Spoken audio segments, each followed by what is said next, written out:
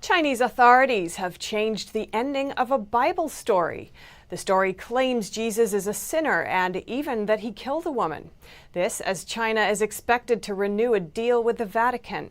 NTT's Juliet Song has more on that. China and the Vatican are reportedly about to renew a historic deal. That's as a Chinese textbook has been found to paint Jesus as a murderer. In the original Bible story, a woman was about to be stoned for committing adultery, but Jesus stepped in, pardoning her sin and letting her go. But the Chinese textbook describes a different ending.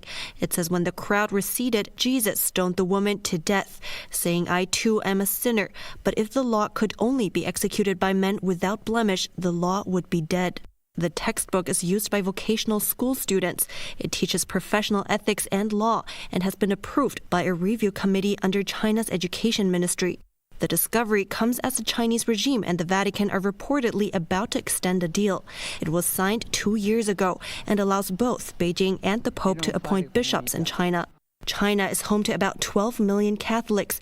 They're split into two groups, state-run and underground. Pastors in the country's state-run associations are appointed by the communist regime. State-run associations reject the Pope's authority, while underground Catholics recognize it and are often persecuted for it.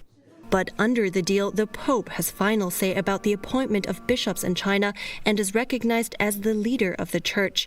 After it was signed, the Pope also recognized 7 clergies previously ordained by the communist regime. Some conservative critics consider the approval a sellout to the communist regime. The deal is about to expire next month, and U.S. is calling the Vatican to abandon it. In an editorial, Pompeo wrote that human rights conditions for religious believers have deteriorated amid the deal. He cited an example of a Chinese Catholic who was beaten and taken into custody for refusing to join the state-run church. On Twitter, Pompeo also wrote, "The Vatican endangers its moral authority should it renew the deal." He's expected to visit the Pope at the end of this month.